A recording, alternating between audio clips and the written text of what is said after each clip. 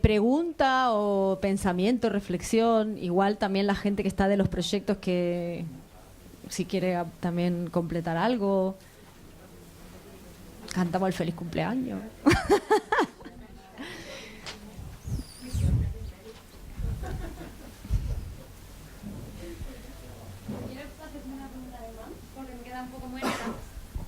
Cuando has hablado de capital social y de que la crisis ha impactado en el capital social, entiendo la explicación que has dado, pero venía de la hipótesis de partida de que en los lugares en los que hay una crisis, la gente saca su...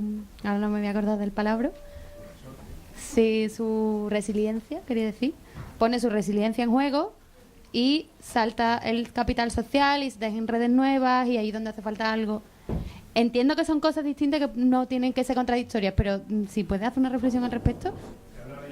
Me voy a quedar más tranquila. Te hablo como sociólogo miembro de FOESA. Es que los procesos no son todos iguales. Y cuando los territorios están muy desempoderados, ¿cuáles son las energías resilientes que pueden compartir? ¿Vale? O sea, yo cuando hice el primer informe de pobreza, me tocó, yo soy extremeño, me tocó hacerlo en Extremadura. Parezco un abuelo cebolleta. Total que me fui a dormir a mi pueblo y mi abuelo me preguntó, ¿yo qué saco, entre los ricos o los pobres? Y yo le dije, sales pobre, abuelo. Mi abuelo cobraba una pensión no contributiva. Y mi abuelo me dijo, yo soy pobre pero honrado.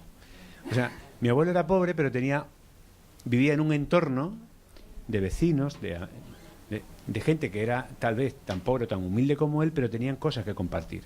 Y precisamente el proceso de segregación de estos barrios es que se ha expulsado a población que no tenía elementos, bienes siquiera materiales que poder compartir. Entonces, cuando los resortes son muy escuetos, el efecto de ruptura de esos capitales en esos territorios es todavía más intenso. O sea, si le preguntamos a cualquiera del Polígono Sur, nos dice que el proceso de degradación del Polígono Sur tras la crisis ha sido un proceso muy intenso. Es más, esto es una teoría ya mía. Los barrios vulnerables son frutos fundamentalmente de las crisis. O sea, el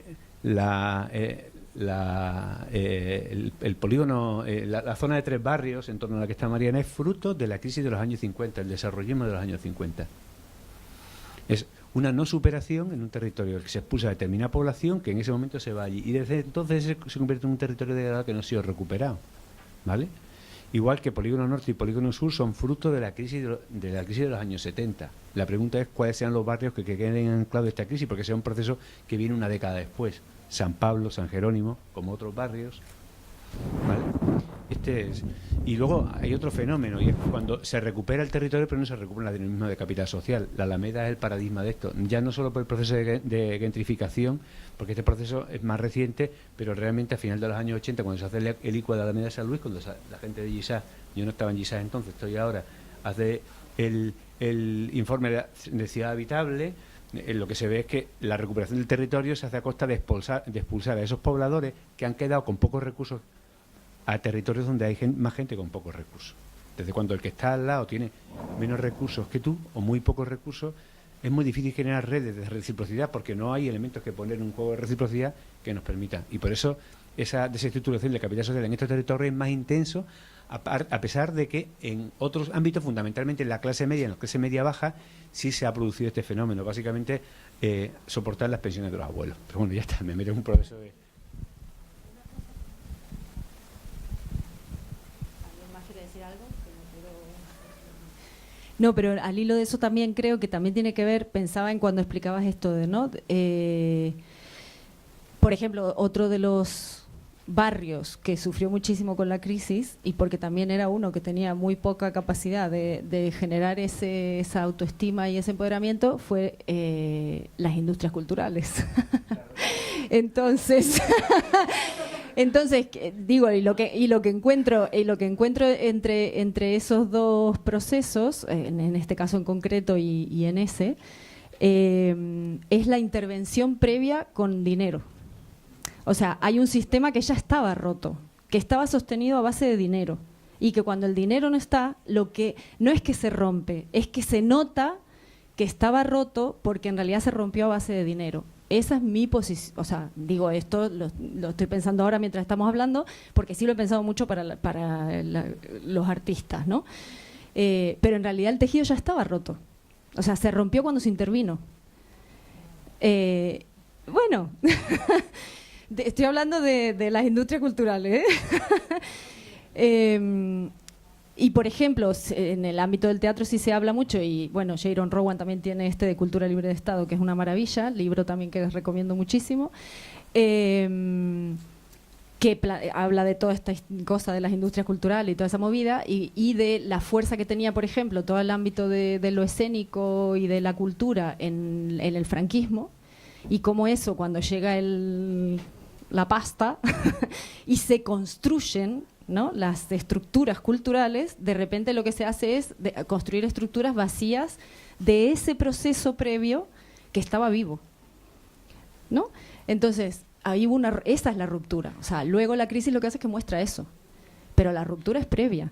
Porque, por ejemplo, digo, hablar de la crisis en Argentina, que es como si algo que conozco, o sea, ahí el proceso fue completamente el contrario.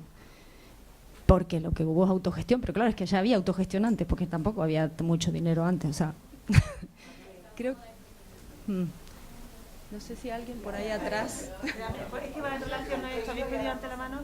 ¿Me puedo es que pensaba que era el hilo de esto. Sí, y ahora voy para el otro lado. ¿Quién era la otra persona? ¿Cómo? Venga, pero cógelo y ahora no se lo paso a ellos. ¿Sí? Digo, porque está el hilo. Venga. No, que como estoy más cerca del poder, a lo mejor... No. Tiene que ver con el no, es que estoy aquí.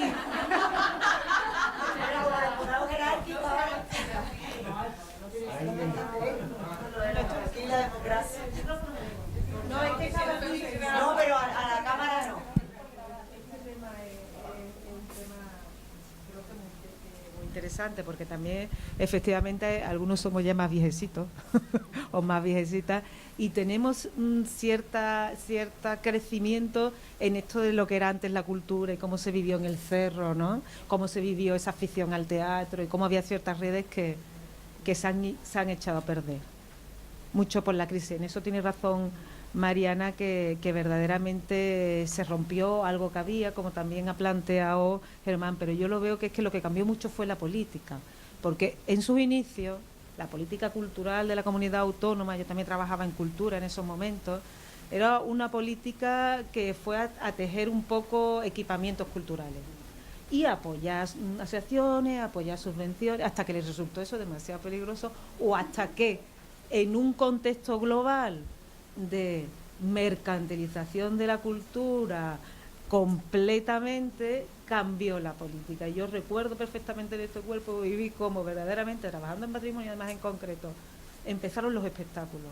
Ya no había proyectos de investigación X, que estábamos ahí, venga a pensarlo, para que de pronto llegara Velázquez y fuera lo único que importara. Y todos los dineros fueran para la exposición de Velázquez, porque era lo que estaba, o para el esplendor de los Omeyas. Y esto se hace en un momento determinado, en 1993, ¿no? Y además estaba Carmen Calvo, o sea, que es nuestra consejera de Cultura en ese momento. Quiero decir que es que hemos vivido cómo va evolucionando y esta neoliberación, intensificación, mercantilización, y ya la cultura es mucho espectáculo a base de haber roto pues el centro de teatro, tejido asociativo.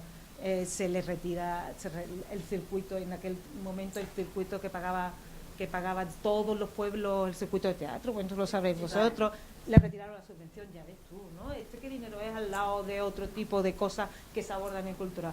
Pues se fue a castigar las peñas flamencas, todo coincide, en todos los ámbitos de la cultura, tanto el patrimonio como los demás, coincide que estas pequeñas iniciativas se dejan de subvencionar, excusa crisis para implantar otro sistema, y es en el que estamos, y este es lo que yo por eso he dicho, bueno, perdóname que lo estaba pensando en alto. Y luego, con respecto a lo que tú decías, yo me pregunto si verdaderamente se nos cuela un poco el tema de la crisis de una oportunidad. Vale, no, y si no es una oportunidad para nada. La crisis es que el sistema, es verdad que la resiliencia se da, y es muy interesante estudiar la resiliencia social, ¿no? Pero es la capacidad más bien de aguante.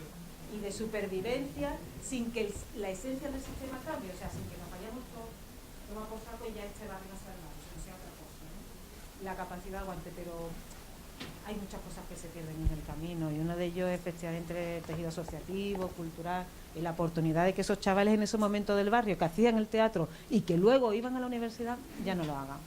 Ya no lo hagan por ese camino. A lo mejor lo hacen por otro, por el del colegio, espero que sí, pero no lo hacen por el mismo camino. Y sí hubo un momento en que eso se hacía porque uno que no tenía para nada el contexto familiar para irte a la universidad, pues te metes de pronto a la poesía y de pronto resulta que eres el que va a la universidad de tu familia, ¿no?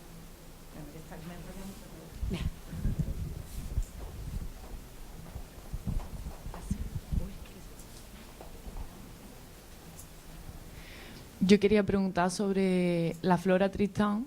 Tengo una preguntilla porque llevamos estos días allí nosotras y he visto algo de población inmigrante, pero no sé si hay bastante población inmigrante y si están dentro de todo lo que has comentado tú, la actividad y tal, si se encuentran incluidos, si suele haber bastante integración en el barrio con ellos o no es así. Yo creo que como estamos varias eso de la flora, podéis hablar vosotros, contar cómo vosotros veis eso. Es que es importante lo del micro porque si no Decía que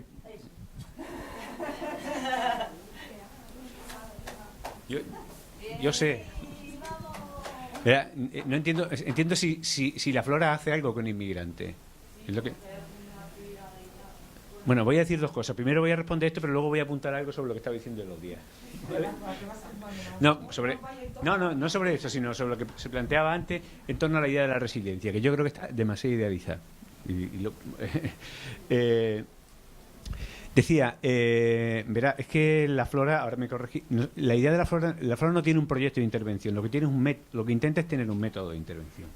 Entonces, nosotros o la flora no trabaja con ningún colectivo, no hace intervención, porque y hay un montón de entidades que trabajan con colectivos, pero sí intentamos participar en todos los espacios donde hay algún tipo de relación y podemos ayudar y apoyar, ¿vale?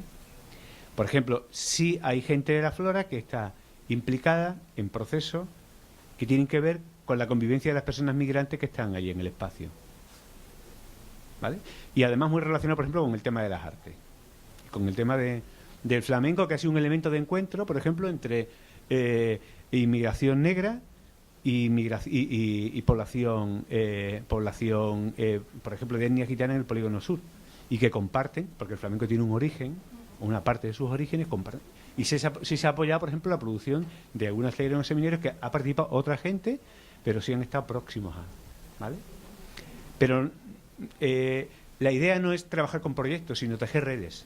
Entonces, donde hay una red donde se pueda generar algún tipo de apoyo, esa es la lógica, ¿no? Cuando hablaba del password, no he desarrollado mucho esa idea. Es decir, realmente, ¿qué tiene sentido como un método de password en lo que hace la gente de la flora? En que muchas veces de manera menos consciente de lo que yo creo que debería ser, en la mayoría de las acciones tienen un hilo conductor que les conecta. Y al final eso es un proceso de conjunto que desde la expresión artística está generando también dinamismo político. Ayer se habló aquí de la desconexión entre lo político y lo... Pero yo sí creo que la expresión artística en sentido general tiene efectos de movilización política de alguna gente. No en este sentido que planteaste tú ayer, intermedios. Por ejemplo, de las mujeres que deciden organizarse en asociaciones para defender determinadas posiciones, ¿vale? Eso por un lado. Luego, por otro lado, un quisca, ¿vale? Mira, ahora mismo como con el tema del informe, hemos terminado la encuesta del informe FOESA que saldrá ahora en diciembre, ¿no? Digo, porque tiene que ver con este... Entonces, la foto es muy interesante porque, como hemos salido de la crisis, ¿qué ha pasado con los temas de capital social? Entonces, una de las cuestiones que estamos analizando es hasta dónde la gente ha participado en iniciativas de reciprocidad, participaba y participa ahora. El 80% de la gente que ha estado detrás de iniciativas de reciprocidad en etapa de crisis lo ha dejado. De hecho, vemos como muchos de los movimientos... Por lo tanto, yo no sé hasta dónde, muchas veces cuando hablamos de resiliencia, estamos hablando de un mecanismo de subsistencia y de resistencia más que de resiliencia. Y tenemos que hacer un cierto análisis crítico porque muchas veces hiperilusionamos con determinados procesos. Y estamos muy imbuidos por la idea de una sociedad de consumo en la que cuando la cosa va un poco mejor y tenemos trabajo un poco peor y tenemos no sé qué, pues acabamos desconectados de determinadas redes en las que antes nos conectamos. Siempre los que estamos en clase media, ¿vale?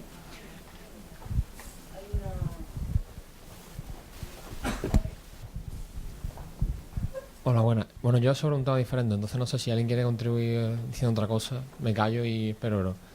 Bueno, mi nombre es Francisco Moya, pertenezco a una asociación de juvenil, se llama Paidella, que trabaja con Extremadura y también con Andalucía y sobre todo Sevilla. Y estamos organizando un congreso internacional sobre diversidad sexual, en las artes, la educación y la filología.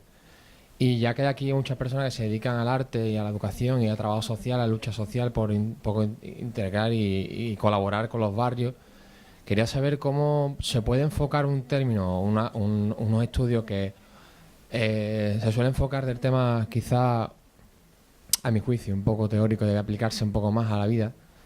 Cómo en los barrios, que te puedes encontrar con gente con diferentes pensamientos y con una visión quizá un tanto más cerrada que la juventud que hoy en día, por suerte, estamos cada vez más abiertos a ese aspecto.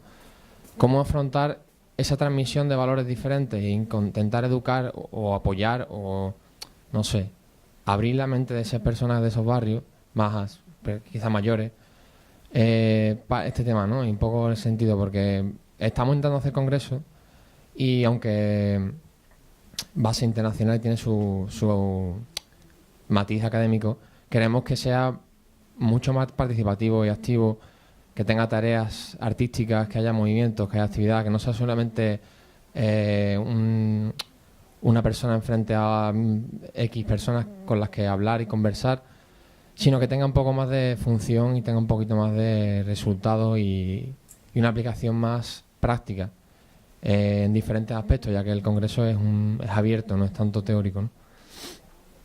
Y yo tenía interés por saber cómo, algún consejo, alguna visión para vosotras que os dedicáis a esta labor social y con el arte, sobre cómo enfrentarse en los barrios esta temática e intentar apoyar un poco para que sea más fácil transmitir estos valores.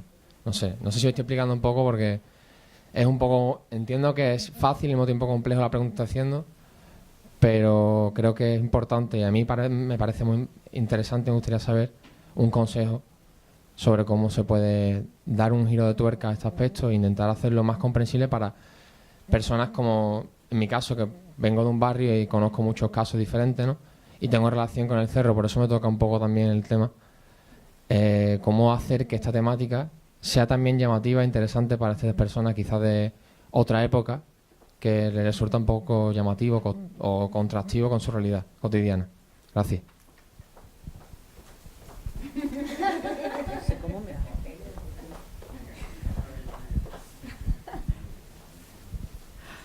Pues yo creo que lo primero es pensar que la gente no es de otra época, sino que hasta que se muere es de la época que es. Segundo, que en Galicia en 1901 se casaron dos mujeres por la Iglesia, o sea que el concepto de otra época, pues así. Que, o sea, como no pensar como con el pensamiento de la afuera de que la gente mayor tiene un pensamiento carca y que no lo van a apreciar y, o sea, como que es una cosa que les resuena de excéntrico, ¿no? O sea, yo creo que en ese sentido es el primer paso, no pensar antes de saber qué es lo que piensan. Entonces, no pensar por ellos, efectivamente, que decían por aquí. O sea, es como muy, no sé, en ese sentido, por ejemplo, no sé si queréis hablar, por ejemplo, con Crisalis, que Crisalis es esta asociación de familias con menores trans, que hacen una labor estupenda y además comparten muchas historias, que es como, bueno, pues en muchos ámbitos de, bueno, pues hay este cambio, eso, como de un verano, ¿no? Como, pues ahora no me llaméis Pablo, ahora me voy a llamar Paula, y hay críos de 6 años que es como, pues muy bien, pues ya está, fin. O sea, cero drama, ¿no? Pues esto es un poco igual. Y creo que es un poco también la misma sensación que ocurre, ¿no?, en los pueblos, ¿no? Como esta idea de que en los pueblos la gente es muy carca. En mi pueblo hay 150 votos a Pacma, que estamos en el cinturón de las vaquillas. O sea, que es como todo se va en las fiestas en pagar vaquillas y toros. Y la gente vota Pacma, y se vota mucho Pacma. Y Ali lo iba a decir otra cosa y se me había ido y se ha vuelto bien. El pasado 8 de marzo, que fue la huelga feminista, una de las cosas más interesantes que ocurrió es que había núcleos poblacionales muy pequeños, muy repartidos en zonas que se consideran desarraigadas, que se consideran, pues bueno, la Siberia de España, ¿no? Este núcleo en plan Soria, Teruel, Castellón, o sea, Valencia, tal, que es como que hay tan poca población. Pues había mujeres que les había llegado el manifiesto de la huelga feminista, que en Ciudadanos se consideró un manifiesto anticapitalista, que era como en plan, si estas señoras de 60 años se han adherido a un manifiesto que Ciudadanos lo llama anticapitalista, que tela el asunto, que sí, claro, el feminismo es anticapitalista, pues claro. Pero... Y había estas imágenes, ¿no? Estas imágenes de... Yo estaba súper emocionada en Aragón, como eso, pueblos del Pirineo, pueblos de Teruel, de mujeres sosteniendo una pancarta, que eran 10 personas en la plaza porque ellas iban a hacer la huelga feminista. Entonces, claro, yo es el entorno que conozco es un poco más el entorno rural, ¿no? Que siempre hay esta etiqueta de, no, la gente mayor de los pueblos no van a entender esta cosa. Pues sí que lo entienden. O por lo menos darles la oportunidad de no pensar que es que no lo van a entender.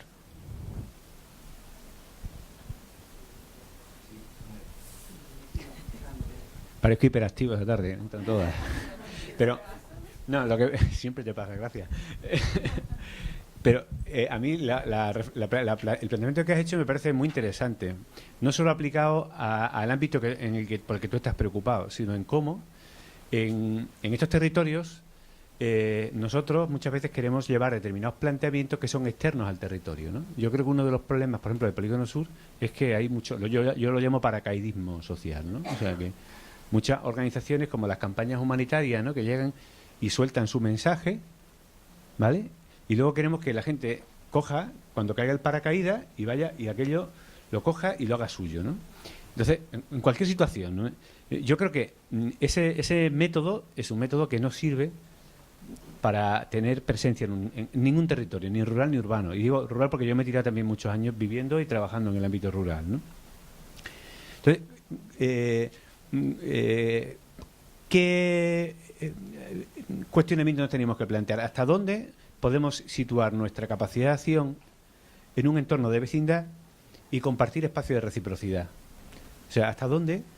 Porque al final el discurso que queremos transmitir lo hacemos legítimo cuando estamos al lado de gente haciendo tal vez otras cosas distintas a las que hemos ido a hacer, que son las que la gente nos pide, o con las que vamos construyendo este tipo de cuestiones, ¿vale? Y a mí me parece que esa es una clave interesante para trabajar en este tipo de espacios en cualquier ámbito, ¿vale? Intentar aproximarnos al territorio y compartir la complejidad de visiones y de actuaciones. Y muchas veces intentar que desde nuestro testimonio y nuestra presencia la gente vea aquello que nosotros somos y cómo vemos el mundo, precisamente haciendo otras cosas distintas a las que hemos ido a hacer allí. No sé si me explico con esto.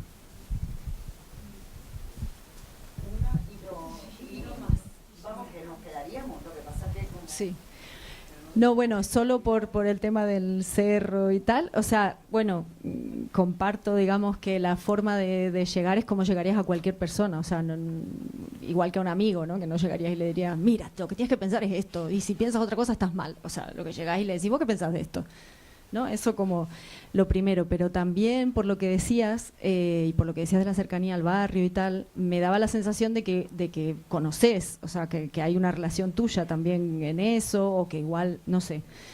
Entonces creo que también lo interesante es preguntarte por qué para vos es importante ir ahí. O sea, más allá de lo que ellos tengan que hacer o no, ¿por qué para vos es importante? Y si para vos es importante porque tiene que ver con una historia tuya, o con vínculos que conozcas, o con amigos que vivían ahí, que no sé qué, o sea, con algo que forme parte de una historia que conoces, partir de ahí. En lugar de esto, ¿ves? O sea, la cuchara. En lugar de partir así, yo quiero tratar este tema y ¡fum! Vale, quiero tratar este tema. ¡Fum! ¿Por qué? ¿Por qué ahí? ¿Por qué es importante para mí? ¿Qué me pasó? ¿En qué me resuena? ¿Por qué me duele de este tema? ¿Qué me duele en ese territorio? ¿Cómo hago para construir algo, para llegar desde mi experiencia, desde mi dolor y desde mi pregunta, en lugar de desde la respuesta que creo que tienen que tener? Y ahí creo que va a haber algo súper interesante para el barrio y para vos. Y se completa el proceso. Oye, que otra vez el micrófono, qué pesado. Bueno, pues entonces, ¿alguien quiere decir algo más? Bueno, pues entonces me toca, no sé por qué Daidí se empeña siempre que abra, que cierra y esto es un rollo. Bueno, pues muchas gracias a todos y a todas las que habéis participado en el seminario. Los encuentros, siempre nos dan cosas muy bonitas, la verdad. Siempre son interesantes y además, hoy lo hablaba con Toñi, además cada vez son más. Entonces, cuando tú inicias un proyecto ya hace 6 años y resulta que, claro, la novedad siempre atrae mucho y luego se desinfla, pues no, en este caso es que ha ido poco a poco, cada vez más y cada vez se supera. Me da un poco de vértigo, porque digo, algún día pincharemos, pero es verdad.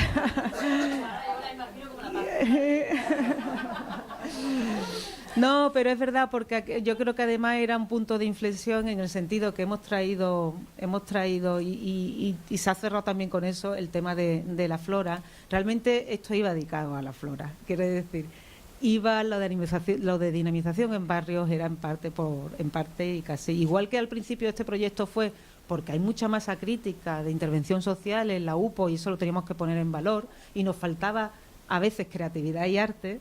Por ahí surgió una cosa bastante pragmática y empezamos a indagar en esa parte. Ahora queríamos hacerle este reconocimiento, por supuesto, dicho y definido en plan amplio, a nuestra identidad con la residencia universitaria Flora Tristán, que sigue siendo un proyecto social de muy alto calado, de muy altas miras, independientemente de las actividades concretas que se hagan, es otra cosa, y le da mucho sentido a esta universidad. Entonces también tenía que ver con eso, como yo creo que más o menos ha ido quedando patente.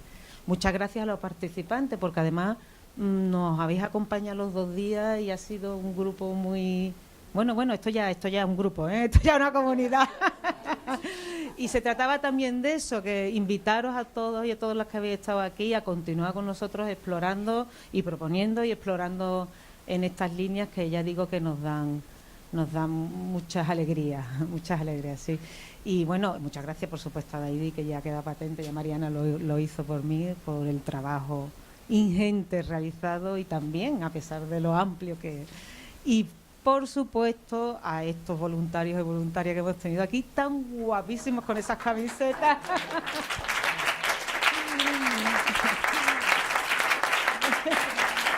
Porque la verdad que ha sido una alegría llegar corriendo, irte, venir y que estuvieran ellos y ellas. Ha sido una alegría muy bonita. O sea que esto es una buena idea también que esperamos efectivamente repetir. En la logística también hay otros detalles, porque en la complejidad de los papeles, la burocracia, lo cuadraturo que se nos vuelve todo lo cuadrado con los presupuestos y tal, pues conseguimos que entren pequeñas iniciativas y el apoyo del catering también ha sido muy interesante, la asociación venido del sur, ¿no? Del polígono sur. Para las cenas de las becarios y becarias, sí, y ha estado muy bien, ¿no? Ha sido todo los pedacitos locales, que eso también está bien, partir de nuestro entorno inmediato. Así que nada, esto va a quedar clausurado y que pronto espero que nos veamos todos y todos. Muchas gracias de verdad.